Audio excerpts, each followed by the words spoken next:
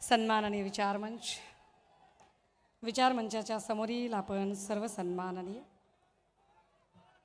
परिवर्तनाच्या लढ्यामध्ये ज्या ज्या महामानवांनी महानायिकांनी योगदान दिलं त्या सर्व महामानवांना महानायिकांना विनम्र अभिवादन करत, ज्यांच्यामुळे आम्ही मोकळा श्वास घेऊ शकतोय आणि जे आमच्यासाठी आपल्या घर संसारावर तुळशीपत्र ठेवून या देशाच्या सीमा राखत आहेत, त्या तमाम वीर जवानांना आणि त्यांच्या वीर मातांना विनम्र अभिवादन करत, ज्यांनी शिवसेनेचा वटवृक्ष वाढवला घडवला त्या वंदनीय बाळासाहेबांना अभिवादन करत, तुमच्यासारखीच मीही सन्माननीय पक्षप्रमुखांचं संबोधन ऐकायला उत्सुक आहे। मंचावर उपस्थित शिवसेनेचं चिलखत असा आम्ही ज्यांचा उल्लेख करतो ते सन्माननीय नेते संजय राऊत साहेब, नेते सुभाषजी देसाई, नेते अनिलभाऊ देसाई, नेते अरविंदभाई सावंत, विनायकभाई राऊत, शिवसेनेची खऱ्या अर्थाने बुलंद तोफ म्हणून आम्ही उल्लेख करू असे आमचे भास्कर दादा जाधव, ज्यांचं म्हणणं आपण ऐकलं ते ताकदीचे वक्ते नितीन बानगुडे पाटील, मंचावर उपस्थित आमच्या किशोरीताई पेडणेकर, वरुण भैया, खूप नामोल्लेख माझ्याकडनं कदाचित राहू शकतात, सगळे मान्यवर नेते उपस्थित आहेत। या दसरा मेळाव्यात एका चेहऱ्याची मला कमतरता भासते, ती म्हणजे धाराशिवच्या भूमपराड्यांचे आमचे निष्ठावंत शिलेदार ज्ञानेश्वर तात्या पाटील यांचं निधन झालं। त्या ज्ञानेश्वर तात्या पाटील यांना पक्षाच्या वतीने विनम्र आदरांजली वाहते, कारण आमच्यासाठी प्रत्येक शिवसैनिक हा शिवसेनेच्या कुटुंबाचा महत्त्वाचा भाग आहे। दादा हो, आज दसरा आहे, दसऱ्याच्या निमित्ताने राज्यभरामध्ये वेगवेगळे उपक्रम साजरे केले जात आहेत। गावापासून देशापर्यंत प्रत्येक जण हा सण उत्साहात साजरा करत आहे। गावगाड्यातला प्रत्येक माणूस, इथला मराठा, साळी माळी कोळी तेली तांबोळी आतार बागवान सुतार लोहार कुंभार रामोशी बेरड बेस्तर बेलदार घिसाडी कैकाडी पारधी कंजारभाट सिक्कलगार आराधी भराडी गोंधळी सगळ्या जातीची माणसं हा दसरा मेळावा अत्यंत आनंदाने साजरा करत आहेत आणि या निमित्ताने राज्यभरात वेगवेगळे मेळावे होत आहेत। त्यात एक सकाळी महत्त्वाचा मेळावा संपन्न झाला, तो राष्ट्रीय स्वयंसेवक संघाचा, आणि राष्ट्रीय स्वयंसेवक संघाच्या सरसंघ संचालकांनी आज आपल्या अभिभाषणामध्ये असं म्हटलं की द्वेष संपला पाहिजे, सांप्रदायिक विभाजन होता कामा नाही, देश बलशाली झाला पाहिजे, हा देश मजबूत झाला पाहिजे, जाती जातीच्या धर्माधर्माच्या भिंती तोडल्या पाहिजेत, दुर्बल घटकांना सोबत घेतलं पाहिजे। सरसंघ संचालक जी आपलं म्हणणं सरांखोपर, पण सरसंघ संचालक जी तुम्ही हे सांगताय कुणाला? कारण महाराष्ट्रातल्या गावगाड्यात राहणारी 18 पगड 12 बलुतेदार 18 आलुतेदार, इथला मराठा साळी माळी कोळी तेली तांबोळी आतार बागवान सुतार लोहार कुंभार रामोशी बेरड बेस्तर बेलदार आराधी गोंधळी भराडी कैकाडी कंजारभाट सिक्कलगार पारधी जोशी चित्रकथी, ही सगळी माणसं गुन्ह्या गोविंदानेच नांदतात। पण सरसंघ संचालक महोदय, जर खरंच द्वेषबुद्धी संपवायचा सल्ला द्यायचा असेल तर आमची आपल्याला दोन्ही हात तिसरं मस्तक जोडून नम्रतेची विनंती असेल, हा सल्ला सगळ्यात आधी राज्याचे उपमुख्यमंत्री देवेंद्र फडणवीसांना आपण द्यावा, ज्यांनी या राज्यामध्ये माणसात माणूस ठेवला नाही, जातीत जात ठेवली नाही, ज्यांनी इथे द्वेषाचं राजकारण पसरवलं आणि ते द्वेषाचं राजकारण पसरवण्यासाठी कोकणमध्ये न चालणारी चिल्लर जी बाजारातनं रद्दबातल झाली आहे, असे 4 आणे 12 आणे तुम्ही इथं बाजारात आणताय आणि तुमची न खपलेली 4 आण्या 12 आण्याची चिल्लर इथे लोकांमध्ये जर जाती द्वेष पसरवत असेल तर सरसंघ संचालक साहेब जरा देवेंद्रजींचे कान उपटा आणि सांगा त्यांना की आम्हाला हा महाराष्ट्र शांत हवा आहे, इथे सांप्रदायिक विभाजन कृपया करू नका. पण हे सांप्रदायिक विभाजन का केलं जाते? का? आधी ही चारणे बाराणेची चिल्लर हिंदू मुस्लिम करत होती, पण आम्ही आभार मानतो इथल्या हिंदूंचेही आणि मुस्लिमांचेही, ज्यांनी कमालीचा संयम दाखवला, ज्यांनी कमालीचा समंजसपणा दाखवला आणि यांच्या लव जिहाद किंवा ओट जिहाद अशा कुठल्याही धार्मिक विद्वेषाची पेरणी करणाऱ्या, विष पेरणी करणाऱ्या यांच्या कुठल्याही बोलण्याला त्यांनी कवडीची किंमत दिली नाही. मग त्यांनी दुसरा खेळ चालवलाय. आता हिंदू मुस्लिम कार्ड चालत नाही म्हटल्यावर मराठा ओबीसीचं कार्ड खेळण्याचा प्रयत्न आता पुन्हा त्यांच्याकडून येते. हे मराठा ओबीसीचं कार्ड खेळणारी माणसं गावगाड्याची वीण उसवण्याचा प्रयत्न करत आहेत. माय मावल्या हो, दादा हो, राजे हो, अरे विचार करा. कालपर्यंत आम्ही गावगाड्यात सगळे एकत्र राहत होतो. आमची मराठा समाजातली मराठ्याच्या बाईला जर संक्रांतीचा सुगड पुजायचा असेल तर ती कुंभाराळीत जायची आणि सुगड आणायची.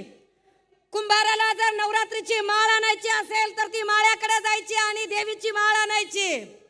माळ्याला जर काही आऊत लागला, नांगर लागला तर तो सुतार गल्लीत जायचा आणि आऊत आणि नांगर आणायचा. सुताराला दुर्डी लागली, सूप लागलं, टोपलं लागलं, तो काही काड्याच्या बुरडाच्या गल्लीला जायचा. आणि यांना कुणाला जोंधळा लागला तर ते अजून कुळी कुणबटाच्या खळ्यावर जायचे. ही सगळी माणसं एकत्र नांदत होती, पण यांच्यामध्ये जातीपातीच्या भिंती तयार केल्या त्या शिंदे साहेबांनी आणि फडणवीसांनी.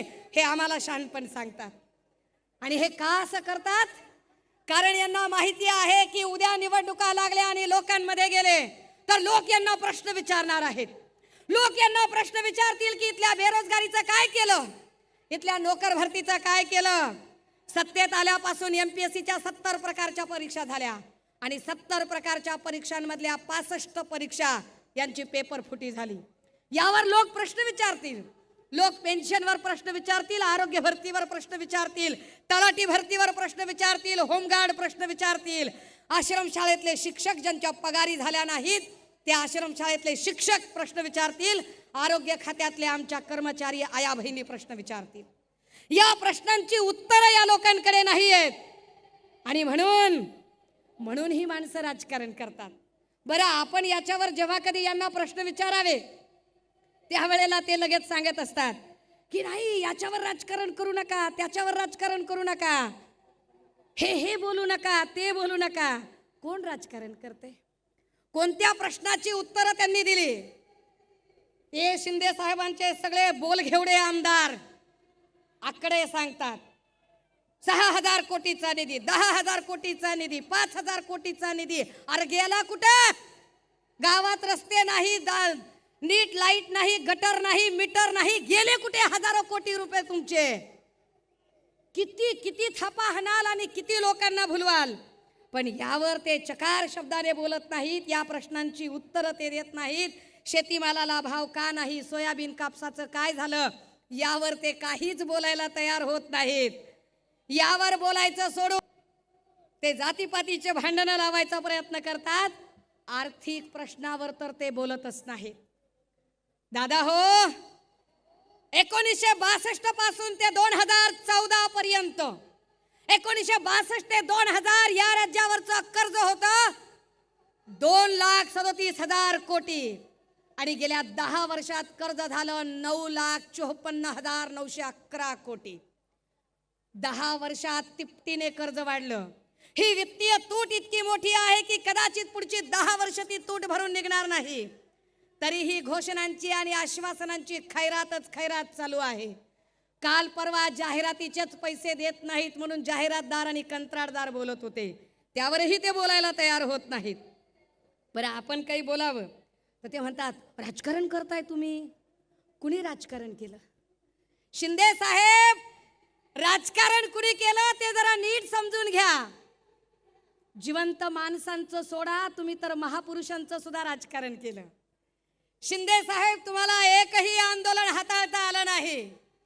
आम्हाला आनंद आहे की सन्मान्य पक्षप्रमुख जेव्हा जितका काळ या राज्याचे मुख्यमंत्री म्हणून होते तेवढा काळ या राज्यात एकही सांप्रदायिक आणि धार्मिक दंगल झाली नाही. पण शिंदे साहेब तुम्ही ठरवून धार्मिक दंगली घडवून आणल्या. धार्मिक दंगली घडवण्यासाठी कारणीभूत असणाऱ्या शांतिगिरी सारख्या महाराजाच्या पाठीशी उभं राहण्याची भूमिका तुम्ही घेतली. तुम्ही खऱ्या अर्थानं महाराष्ट्र नासवण्याचं काम केलं. तुम्ही शहाणपण सांगायचं आम्हाला आणि ते सांगतात महापुरुषांचं राजकारण. शिंदे साहेब आठवा, तेव्हा तुम्ही इकडेच होतात, नंतर गद्दारी करून गेलात. तुम्ही काय केलं? 10 वर्षापूर्वी 2014ला नरेंद्र मोदी यांनी इंदू मिलची कुदळ मारली होती. गेल्या 10 वर्षात डॉक्टर बाबासाहेब आंबेडकरांच्या स्मारकासाठी त्या इंदू मिलची एक साधी वीट रचली नाही. याच्या उलट दीक्षाभूमीचं खोदकाम तुम्ही केलं. तुमची आघोरी भूक काही संपत नाही. तुम्ही किती राजकारण करावं? इकडे तुम्ही इंदू मिलचं स्मारक उभं केलं नाही, तिकडे अरबी समुद्रामध्ये छत्रपती शिवरायांचं स्मारक उभं करणार होतात. ते छत्रपती शिवरायांचं स्मारकही तुमच्याच्याने उभं करणं झालं नाही. हे तर नाहीच नाही, पण याच्याही पेक्षा आश्चर्य की छत्रपती शिवरायांचा पुतळा पडतो. शिंदे साहेब, छत्रपती शिवरायांच्या पायाशी जाऊन तुम्ही शपथ घेतली. किती खोटारडं वागाल. महाराजांची शपथही तुम्ही पाळली नाही.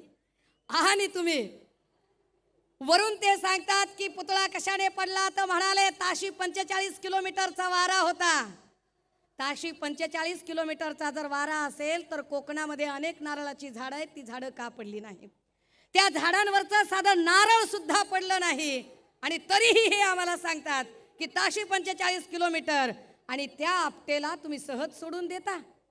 तुम्हाला महापुरुषांची अस्मिता काहीच वाटत नाही.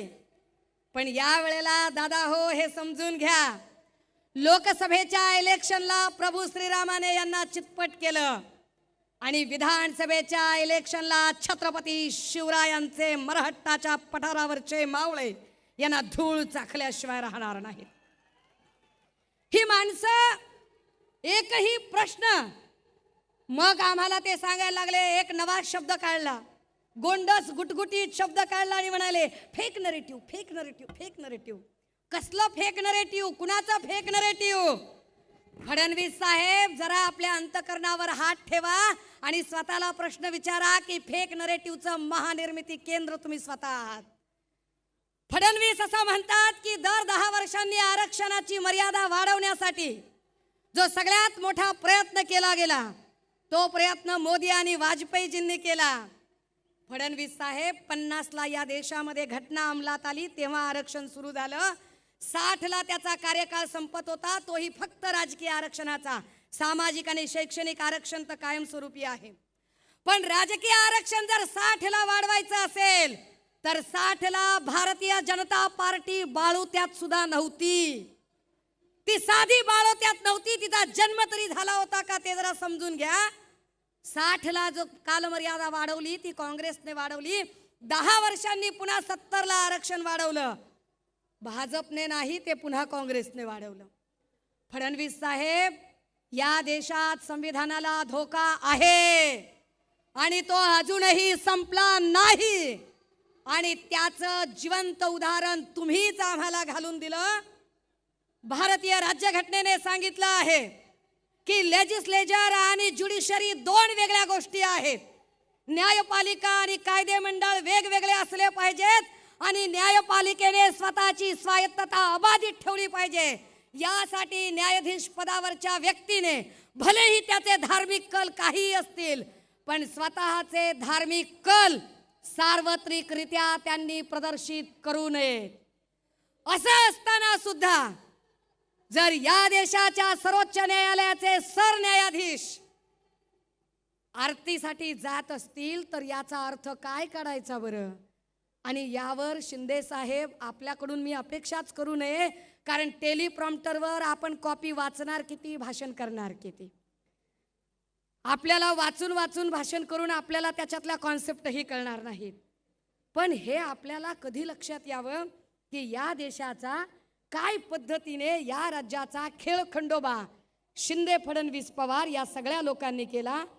वर हे सगळं झाकण्यासाठी इथल्या न्याय व्यवस्थेला काय पद्धतीने यांनी सगळीकडून वेठीस धरल्याचा प्रकार केला. आणि हे सगळं झाकताना आश्वासनांची आणि घोषणांची खैरात सुरू केली. आता एक नवी खैरात सुरू झाली. ते म्हणाले की विरोधकांना खुपतंय लाडकी बहीण. काय खुपायचं कारण आहे? लाडक्या बहिणींनी 1500 रुपये कचकावून घेतले पाहिजेत, रटावून प्रत्येकीनं पैसे घेतले पाहिजेत. कारण लक्षात असावं राजे हो, जे आम्हाला महिना 1500 रुपये मिळायला लागले ते काही देवेंद्र फडणवीस साहेबांनी नागपूरचा बंगला विकून आम्हाला दिलेले नाही, किंवा ते 1500 रुपये शिंदे साहेबांनी तापोळ्याची जमीन विकून आम्हाला दिलेले नाहीत.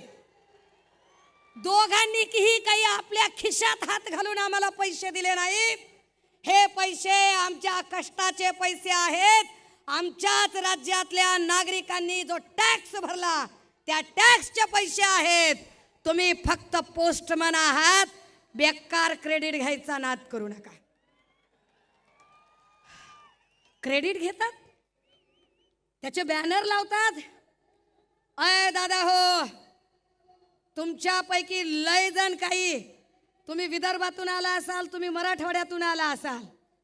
विदर्भात आणि मराठवाड्यात अशी असंख्य घरं आहेत की ज्या घरातल्या लोकांनी आपल्या बहिणींची लग्न लावण्यासाठी एकरानं वावर विकली असतील, एकरानं वावर गहाण टाकली असतील आणि आपल्या बहिणीचं लग्न लावून दिलं असेल.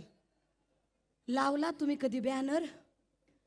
लावला तिच्या रुकवताच्या बाजूला बॅनर की मी माझ्या बहिणीच्या साठी 2 एकर जमीन विकली आणि 20 लाख रुपये खर्च केला, लाडक्या बहिणीला 10 लाख रुपये खर्च केले? बॅनर लावला आपण कधी?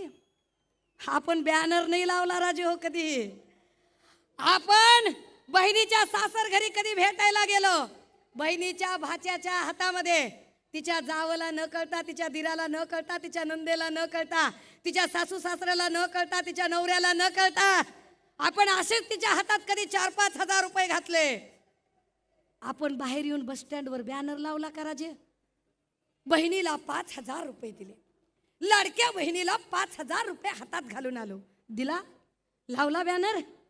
आपण बॅनर लावला नाही. आपण जाहिरातबाजी केली नाही. का केली नाही? कारण आपल्याला नात्याची मर्यादा कळते, आपल्याला बहिणीच्या नात्याचा मान कळतो, तिची मर्यादा कळते, तिची इज्जत राखली पाहिजे हे आपल्याला कळतं. बहिणीच्या गरिबीची थट्टा आपण कधी उडवली नाही. पण हे बदमाश लोक, ज्यांना बहिणीचं नातं कळत नाही, मर्यादा कळत नाही, मान कळत नाही, कारण यांच्यातला एक बोल घेवडा, भाऊ म्हणू नका. भाऊ तुला भाऊ नाही म्हणायचं तर मग मी काय खाऊ म्हणायचो? काय म्हणायचो मी? ज्यांना बहीण भावाचं नातं कळत नाही, एकीकडे जाहिरातबाजी करतात आणि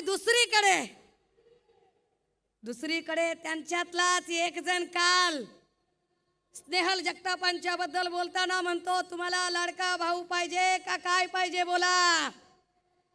एखादी बहीण ज्यावेळेला नडते ती अडत नाही, ती तुम्हाला घाबरत नाही, ती तुम्हाला भिडते, त्यावेळेला तुमच्यातला पुरुषी सरंजामी बाज उफाळून येतो आणि तुमची जात पितृसत्ताक व्यवस्था उफाळते आणि तुम्ही तिच्या बाईपणावर हल्ले करता.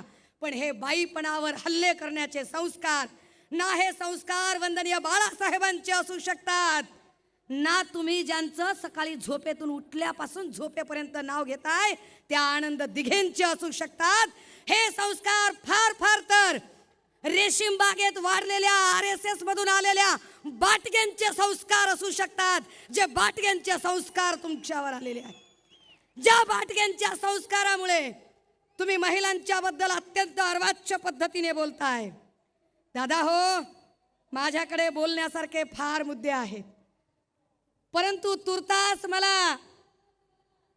आम्हाला आमच्या बहिणी लाडक्या आहेतच, पण त्या लाडक्या असण्याबरोबरच त्या सुरक्षित असणं जास्त गरजेचं आहे. एकट्या पुण्यामध्ये गेल्या 7 महिन्यात 265 बलात्काराच्या घटना घडल्या आहेत. एकट्या पुण्यामध्ये 750 विनयभंगाची प्रकरणं घडली आणि बदलापूर नंतर काल परवा सोनपेठला पुन्हा एकदा 4 वर्षाच्या चिमुरडीवर अत्याचार झाला आणि पोलीस निरीक्षक बोलंवार हा राष्ट्रवादी गटाच्या आमदार आणि आमदार पक्षातल्या लोकांना वाचवण्यासाठी त्या एवढ्याशा लेकराची तक्रार नोंदवून घेत नाही, अटक करत नाही लवकर तो आरोपीला. आम्ही न्याय कुणाकडून मागायचा? तो न्याय घेण्यासाठी आजही रामदास फुटाणे साहेबांची ती कविता प्रस्तुत ठरते. ती फक्त कविता उद्धृत करते आणि थांबणार आहे. कविता अशी आहे: 70 वर्षाच्या म्हातारीला कोर्टाच्या पायरीवर बसलेली पाहून विचारलं. 70 वर्षाच्या म्हातारीला कोर्टाच्या पायरीवर बसलेली पाहून विचारलं, आजी आजी आज इथं काय आहे? त्यावर तिनं उत्तर दिलं, 17व्या वर्षी माझ्यावर बलात्कार झाला होता, त्याचा आज 17व्या वर्षी निकाल आहे. 17व्या वर्षी माझ्यावर बलात्कार झाला होता, त्याचा आज 17व्या वर्षी निकाल आहे. 32 न्यायाधीश, 20 वकील, 40 शिरस्तेदार बदलून गेले. किती न्यायाधीश बदलले? आम्हाला अजूनही आमच्या पक्ष आणि चिन्हाची केस अजूनही तारीख पे तारीख मिळते. झालं 2-3 दिवसात आचारसंहिता लागते. 26 नोव्हेंबरला कारकीर्द संपते. अरे पुन्हा तुमचा न्याय मिळाला तर तो आमच्या काय कामाचा? पुन्हा तुम्ही न्याय जरी दिला तरी तो न्याय आमच्यासाठी operation is success but patient is dead म्हणण्यासारखा असेल. तो काय उपयोगाचा? 70 वर्षाची म्हातारी म्हणते 32 न्यायाधीश, 20 वकील, 40 शिरस्तेदार बदलून गेले. निम्मे साक्षीदार मरून तर बाकीचे केव्हाच पळून गेले. कितीतरी बलात्कारित मावल्या मरून गेल्या, मी मात्र जिवंत आहे. हाच एक सवाल आहे. आणि 17व्या वर्षी झालेल्या बलात्काराचा आज 17व्या वर्षी निकाल आहे. भगवान के घर देर है ही म्हण अजूनही बदललेली नाही. भगवान के घर देर है ही म्हण अजूनही बदललेली नाही. न्यायदेवतेच्या डोळ्यावरची पट्टी थोडी सुद्धा सरकलेली नाही. मोर्चे आंदोलन तेव्हाही झालं, नंतर कुणी फिरकलं नाही, हे की नाही? पूजा चव्हाणच्या वेळेला मोर्चे आंदोलन करणारे नंतर त्यांच्याच पंक्तीला बसले. मोर्चे आंदोलन तेव्हाही झालं, नंतर कोणी फिरकलं नाही. तरी सुद्धा वाटतं आज माझ्या जीवनाची सकाळ आहे आणि 17व्या वर्षी झालेल्या बलात्काराचा 17व्या वर्षी निकाल आहे. थरथरत्या हाताला हात देऊन म्हातारीला उभं केलं. थरथरत्या हाताला हात देऊन म्हातारीला उभं केलं. निकाल ऐकण्यासाठी 4 भिंतीच्या आत नेलं. मात्र निकाल ऐकून तिचे पाय लटपटू लागले. पुराव्याअभावी टोपी निर्दोष सुटून गेले. ज्यांना झाली शिक्षा ते तर कधीच मरून गेले. ज्यांना झाली, कारण एकट्या अक्षयला संपवताय पण आपटेला सोडून दिलंय, त्याचं काय? ज्यांना झाली शिक्षा ते तर कधीच मरून गेले. 70 वर्षाच्या आयुष्याचा आज सारा निकाल आहे. 17व्या वर्षी झालेल्या बलात्कारावर पुन्हा न्यायालयाने केलेला नवा बलात्कार आहे. आणि आजी सांगते 17व्या वर्षी झालेल्या बलात्काराचा 17व्या वर्षी निकाल आहे. दादा हो, हे चित्र बदलायचं असेल तर, हे चित्र बदलायचं असेल आणि महाराष्ट्राच्या लेकी बाळींना सुरक्षितता प्रदान करायची असेल तर या शिवतीर्थावरून महाराष्ट्रात सगळा अवघा आपल्या कानाचा, जीवाचा कान करून ऐकायला आतुर आहे. मी उद्धव बाळासाहेब ठाकरे महाराष्ट्राचा मुख्यमंत्री म्हणू शकेल. हे वाक्य ऐकायला आपण उत्सुक आहोत आणि ते वाक्य ऐकण्यासाठी चला आज आपण संकल्प करूया. ही मशाल तेवत ठेवूया. विधानसभेला ही मशाल विरोधकांच्या बुडाखाली पेटली पाहिजे आणि या मशालीची धग त्या प्रत्येक नराधमांपर्यंत आणि गद्दारांपर्यंतही पोचली पाहिजे. जे बोलायचं होतं ते असंच बोलायचं होतं. त्यामुळे पुन्हा त्याच्यावर दिलगिरी वगैरेचा काही प्रश्न नाही. थांबते, रजा घेते. जय हिंद, जय महाराष्ट्र.